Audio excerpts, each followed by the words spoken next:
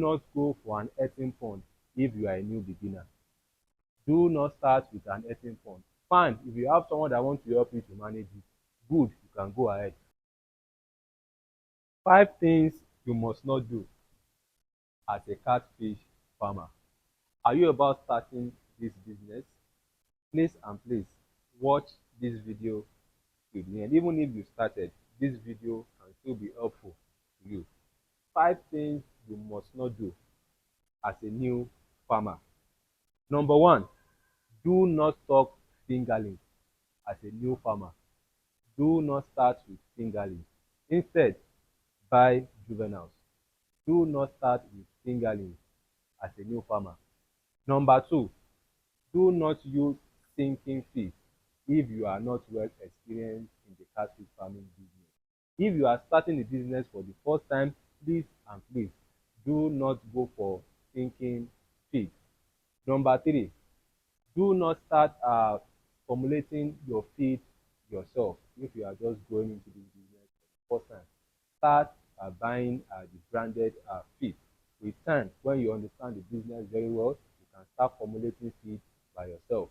As a new starter in this business, please and please don't start formulating feed by yourself. Have enough knowledge, enough experience on how this business works before you start formulating feed by yourself. Number five, do not go for an earthen pond if you are a new beginner. Do not start with an earthen pond. Fine, if you have someone that wants to help you to manage it, good, you can go ahead. But if you are the person managing the fish farm by yourself, do not go for an earthen pond. I have my own personal reason. Do not start with an earthen pond as a new beginner. Number five, which is the last one, very, very important. If you are a new farmer and you are selling your catfish, please and please do not sell your catfish alone on your farm on your harvest day.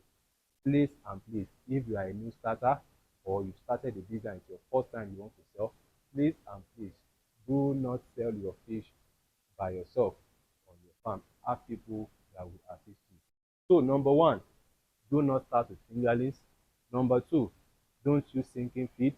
Number three, don't start formulating feed by yourself. Number four, do not go for an earthen pond feed culturing system if you are going to the business for the first time. And lastly, do not sell your fish by yourself on your harvest day.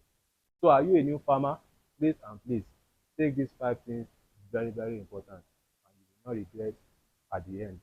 So that will be that for today. Thank you for watching today's video. Do enjoy the rest of your day. Thank you.